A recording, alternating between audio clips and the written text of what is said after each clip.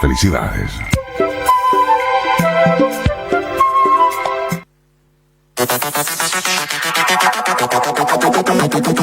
Polar Comunicaciones, radio, televisión e internet presenta En Vacaciones rumbo al plebiscito. Conducen el abogado y profesor Hernán Ferreira Ceballos y la mujer activista, feminista y licenciada en trabajo social, Vilma Catepillán Velázquez.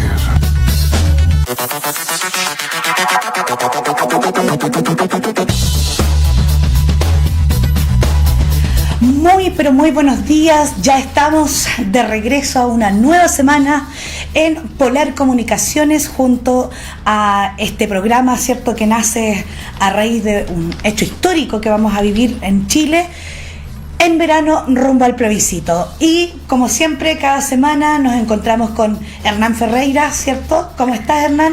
Hola, Vilma, buen día.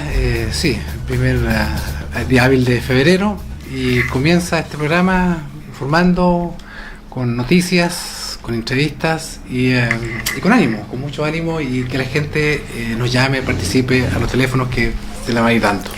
Exactamente. Vamos a recordar los teléfonos y vamos a hacer un recordatorio, ¿cierto?, de la cronología de algunas fechas que tienen que ver con este plebiscito, que por lo demás, digamos, son preguntas que la mayoría de las personas se hacen o nos hacemos, ¿cierto?, en la discusión cotidiana o más de lo social, etcétera. Entonces, para informar, ¿cierto?, en la página de bcn.cl, www.bcn.cl, aparece el proceso constituyente y allí aparece una cronología del plebiscito constituyente. Algunas fechas para recordar. Primero, el 9 de enero se inició, ¿cierto?, la publicación de espacios autorizados para efectuar propaganda. El 27 de enero, las publicaciones de padrones electorales y locales de votación en el extranjero. Luego, el 28 de enero se abre el plazo, ¿cierto?, de 10 días para reclamaciones al padrón electoral. Ahora, partimos el mes de... Eso ocurrió, digamos, en enero. Ahora, el mes de febrero, el 26, se inicia el periodo de propaganda electoral, ¿ya? Los locales de votación, y se publica el padrón definitivo, ¿ya? Esa es la fecha, digamos, como para que todos estén atentos también a lo que va a ir ocurriendo con la información.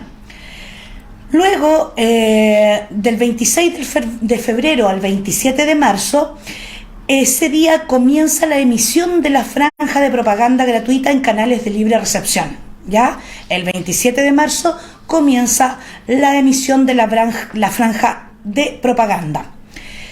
Luego, el 4 de abril, ya se va a publicar las nóminas de los vocales de mesa. 4 de abril, para que también todos estén atentos y atentas. Luego, el 6 y 8 de abril, el plazo para presentar excusas para desempeño como vocal de mesa. Ese es el periodo. Entre el 6 y el 8 de abril se van a poder excusar quienes no puedan realizar, ¿cierto?, la función de ser vocal de mesa. Posteriormente, el 11 de abril, ya se van a publicar las nóminas de vocales reemplazantes y vence el plazo para divulgar resultados de encuestas, ya 11 de abril. Vayan teniendo esa fecha para que no les pille por sorpresa, ¿cierto? Y estén preparados todos en términos de temas personales, familiares, laborales, etcétera. Posteriormente, el 21 de abril, el Servicio Electoral va a publicar las cédulas de votación. 21 de abril. El 23 de abril se termina con todo tipo de propaganda electoral y de la franja televisiva.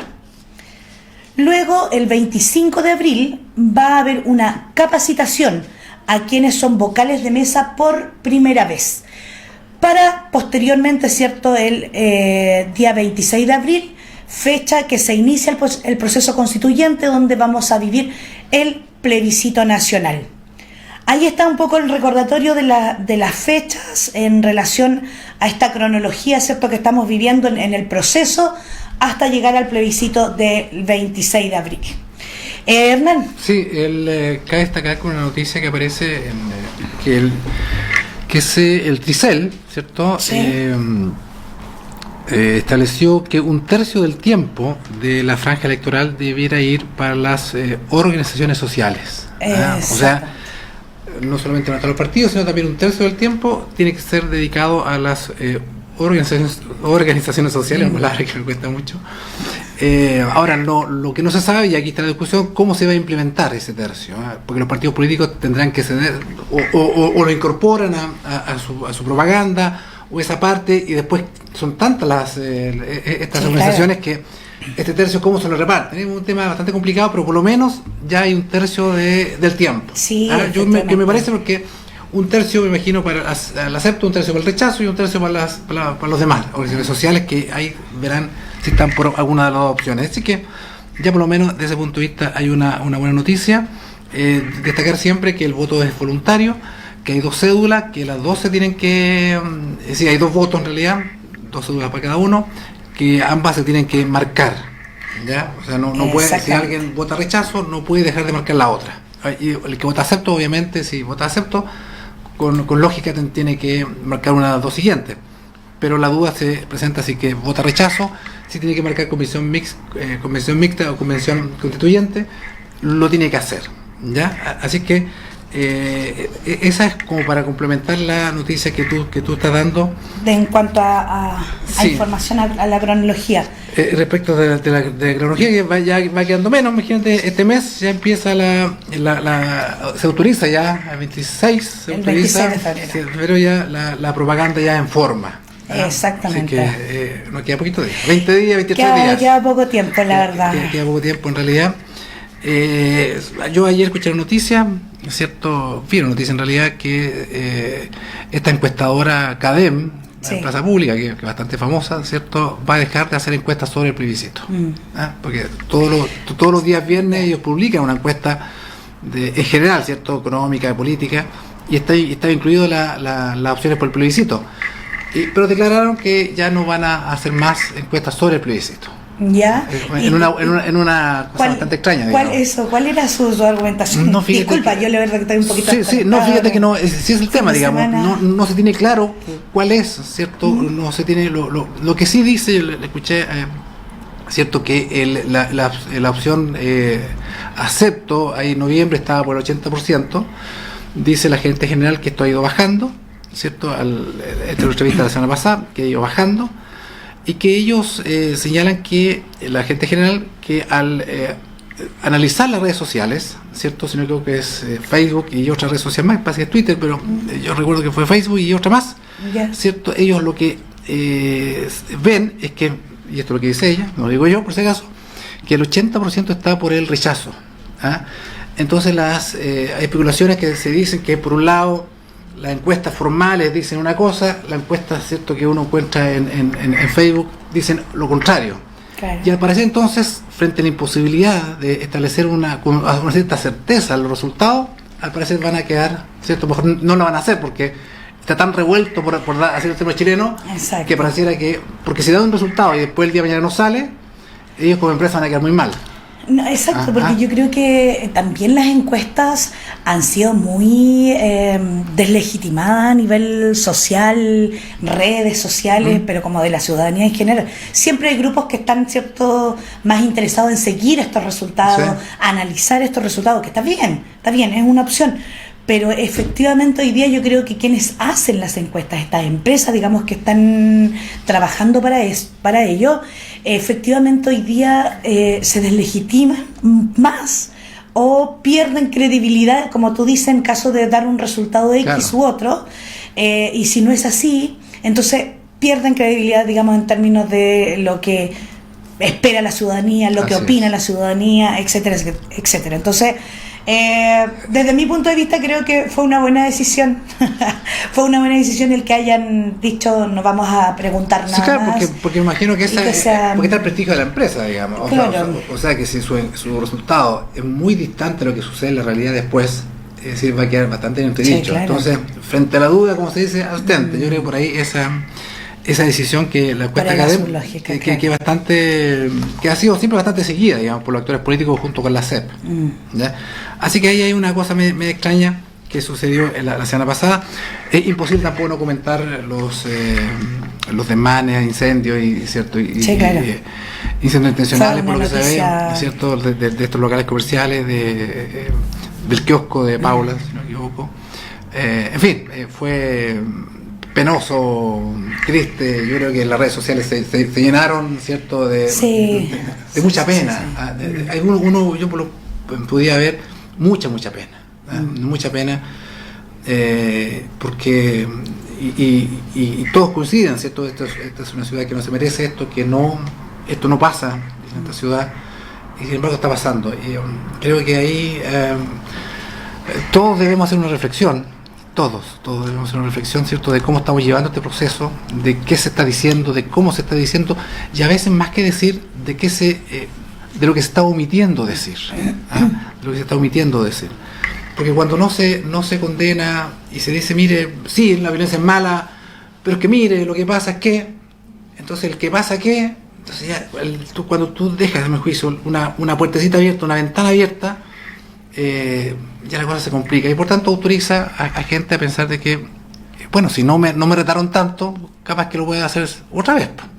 Creo que ahí hay una reflexión, y insisto, esto es para todos, digamos, de bajar quizá la discusión en términos más respetuosos, porque también uno ve en redes sociales, yo por lo menos veo en redes sociales a veces un enconamiento, ¿cierto?, de casi de odio, ¿cierto?, de posiciones tan encontradas, de que el otro es casi el demonio. A mí un señor que es muy amigo mío me dijo que la derecha son los demonios, y me lo decía así, o sea, creyendo que éramos los demonios. Entonces decía, pero oye, yo he visto a gente de derecha, padres de familia, madres de familia, que votan la derecha y que trabajan honestamente, y él insistía que somos los demonios.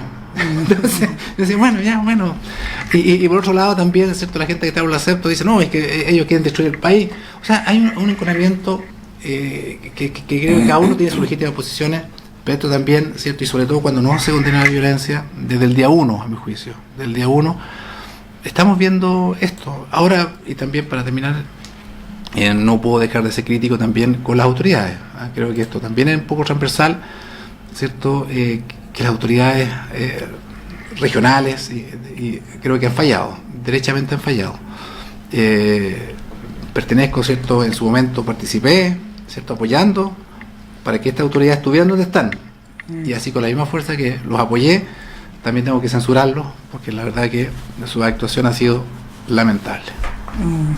Sin duda, yo creo que es un tema para la ciudadanía en general. Hacemos el recordatorio con los teléfonos de la radio en este primer bloque, ¿cierto?, de análisis, de opinión, de lo que está ocurriendo en la contingencia social. Así que las líneas están abiertas para que hagan sus opiniones, para que conversemos sobre el tema, y también porque aquí hay varias cosas que ocurren, porque finalmente se criminaliza muchas situaciones, exacto, muchos no avalamos la violencia de ningún tipo. Hay familias detrás, ¿cierto?, de personas de mucho esfuerzo, de mucho sacrificio, que están trabajando día a día, digamos, y hay muchos escenarios que analizar desde los puntos de vista que todos los queramos ver. Sin duda, yo creo que aquí lo que debe primar siempre es el bienestar de las personas, ya su calidad de vida, sus espacios, su fuente laboral, pero también, por otro lado, está esto, lo que tú mencionabas, este odio.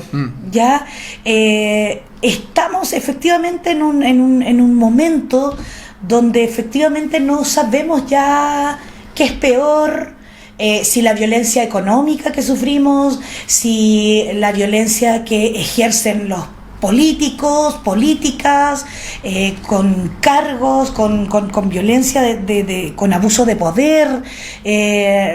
Veía también una noticia, y por eso te decía un poco desconectada de todo, pero hoy día estaba leyendo algo de este joven que fue golpeado en Puente Alto por Carabineros de Chile. Entonces, ¿cómo reaccionas? ¿Cómo analizas, cómo evalúas un acto de violencia desde Carabineros, ¿cierto?, hacia un joven? Escuchaba a la madre que estaba hablando, ¿cierto? Y están todos estos escenarios, pero estamos viviendo efectivamente una crisis que va a traer cosas buenas, cosas malas. No sabemos cómo va a terminar esto en el futuro y cómo viene o cómo vamos avanzando. Ya algunos tenemos convicciones, digamos, distintas de todos estos temas, pero efectivamente es difícil analizarlo. Es difícil, a mí me cuesta porque me pone en escenarios, digamos, distintos en términos de la violencia, en términos de la persona en sí. Ya a Paula también la conozco y es lamentable, pues es lamentable efectivamente que esté ocurriendo esto, pero también, como te digo, está el otro escenario donde efectivamente ya no queremos más y quizás no es la forma, ya no son las formas, pero el fondo es donde tenemos que seguir caminando, avanzando, digamos, como para que esto y lleguemos a un buen puerto, lleguemos a tener, digamos, lo que queremos, lo que pedimos la ciudadanía en general. Sí, una persona me decía que ella no quería en Carabineros, porque efectivamente por lo que está pasando, por lo que este caso que tú me decías, claro. En fin, y yo le decía, mira, hay niños que a veces tú ves en las calles que quieren sacarse fotos con Carabineros. Salió una noticia la semana pasada que un carabinero en Iloca, en la playa de Iloca, salvó a 4 personas de morirse ahogadas. Entonces la pregunta es, bueno, ¿cuál es carabinero? ¿Este carabinero, cierto, que abusa? ¿O este carabinero que salva la vida de 4 personas? ¿O este carabinero que es muerto y atropellado por un senador de la República? Y el senador de la República es hoy día presidente del Senado. Sí, claro. Entonces, ¿qué dices tú a la familia de esa persona, de ese carabinero que fue atropellado y fue muerto por un senador de la República? Y que más encima el Senado hoy día llega a su segundo o tercer cargo más importante de este país. Entonces, claro, ¿y por qué hago esta reflexión? Porque tú vas a tener de todo, siempre, fíjate. Como se dice, en la vida del Señor es de todo. Tú vas a tener gente que cumple, ¿cierto?, los reglamentos de Carabineros, y yo creo que es la mayoría. Y vas a tener personas que no lo hacen nomás. Si esto es tan humano, como hay trabajadores que cumplen rigurosamente, que es la mayoría, ¿cierto?, su trabajo. Pero hay trabajadores que no cumplen su trabajo, que llegan tarde, que llegan bebidos, que faltan a su trabajo, que se van más temprano. La inmensa mayoría cumple su horario, ¿cierto? Pero tú vas a tener, y no por eso tú vas a criminalizar a los trabajadores, decir, mira, estos son malos, todos los trabajadores chilenos son malos. Okay. No, hay empresarios que abusan, pero la inmensa mayoría no abusa. Y en Carabineros, a mi juicio, pasa lo mismo, porque la naturaleza humana es así. No es una justificación, estoy explicando un hecho, y si un carabinero abusó de un joven, tendrá que hacer previa investigación, ¿cierto? Y si se determina su responsabilidad, tendrá que ser abortado de baja, formalizado, etcétera, ¿cierto? Pero decir que Carabineros de Chile hace esto, cuando tú tienes el caso de un carabinero que salva a 4 personas, creo que no corresponde. Esa es mi opinión. Claro, es que ahí también tiene que ver con, más que con la persona en sí, o digamos el carabinero X que está cumpliendo una función, es la institucionalidad. Ya, claro. La cuestionada, digamos, por todo el historial también que traen, digamos, de corrupción interna. Pero fíjate que la corrupción, la corrupción, lamentablemente, que hay, pero la corrupción, ¿de dónde vino? Fíjate que no vino del cuadro permanente, lo que se llama, de los cabos, lamentablemente vino de la oficialidad. Bueno, el dinero eso vino de la oficialidad, no del carabinero que está en la calle, ¿cierto? Enfrentándose a los delincuentes. Vino, no digo que el oficial lo haga, pero los oficiales administrativos, y básicamente los oficiales administrativos, ¿cierto?, han caído y cayeron en casos de corrupción que están hoy en la justicia, miles de millones de pesos, pero en general fueron oficiales, y no fue el cabo, el sargento que está en la calle. Claro, el tema es que son parte de una institución. Pero y cuando el otro día, discúlpame, una persona en la discusión, ¿cierto?, decía, ¿y qué pasa si Carabineros no funciona más? O sea, se rebelan, se van a huelga, a paro, no sé. Estoy diciendo un poco lo que él manifestaba. Y claro, y comenzó como el análisis de todos los lados, sectores, digamos, de qué pasaría. ¿qué pasaría en ese escenario? ¿Cuáles serían las alternativas, digamos, en términos de seguridad pública, por ejemplo, de orden público? ¿Me entiendes? De control, de delincuencia, de delitos graves, menos graves, etcétera. También es un punto porque hoy día la crisis está tan grande, está tan manoseada, además, que también es una alternativa. Y yo creo que son instituciones efectivamente que son más rígidas, son más duras, ¿cierto? Pero si se desaparece por cuestiones de decisión política, de país, no sé, de gobierno, ¿cuáles serían las mejores alternativas de orden y seguridad pública? Bueno, es que lo que pasa es que un país no puede no tener una policía. Todos los países tienen, ¿cierto? Hasta el país más modesto tiene policías, digamos. Algunos tendrán policías municipales para el tránsito, Claro. Otros tendrán ¿cierto? Y diferencian la labor de tránsito, administrativa, de notificaciones, y otros ya de prevención y persecución del delito, pero todos tienen. Es decir, tú podrás reemplazar a Carabineros, le podrás poner otro nombre, ¿cierto? Pero tiene que tener una policía. Yo no me imagino ese escenario. No Claro. imagino ese escenario, porque es como si es casi como decir, ¿qué pasa si no tenemos poder judicial? Es que alguien tiene que hacerlo, digamos. Sí, claro. O sea, por tanto, tiene que estar, y además están en la Constitución. ¿No? No me pongo en ese escenario, la verdad. Pero el punto es, claro, si tenemos que tener un sistema, Claro. pero ¿cómo hacemos que ese sistema no se vuelva enfermo, corrupto, viciado? Es que yo no encuentro que ni está enfermo, ni corrupto, ni viciado. Yo creo que sí. No, porque, como digo, cuando personas salvan, que nos salvan. Sí, pero claro, Hernán, pero eso es como en todo orden de cosas de la vida, y ellos son parte de una institución donde además cumplen con su rol y con su función, digamos, de velar por la seguridad, por el orden, qué sé yo, y muchos carabineros y muchas carabineras existen dentro del sistema donde van a llevar su vocación, su profesión, y ni siquiera por el hecho de ser una institución, sino por el hecho de ser persona, digamos, que no lo dudarían. Sí. Entonces, pero no podemos desconocer que efectivamente estamos frente a una institucionalidad donde efectivamente, o sea, ya está demostrado todo lo que ha ocurrido internamente en Carabineros de Chile, que hoy día todavía siguen procesos. Estos carabineros de Puente Alto entiendo que los dieron de baja. Claro. Ya, que era como lo más lógico, por supuesto. Entonces, hay mucho tema que hablar, pero se nos va el tiempo. Y hay otro tema, pero musical. Sí, vamos con un temita musical, vamos al corte y volvemos con nuestra primera invitada, con Elisa, investigadora, que nos va a estar acompañando en el segundo bloque. Así que nos vemos en unos minutitos.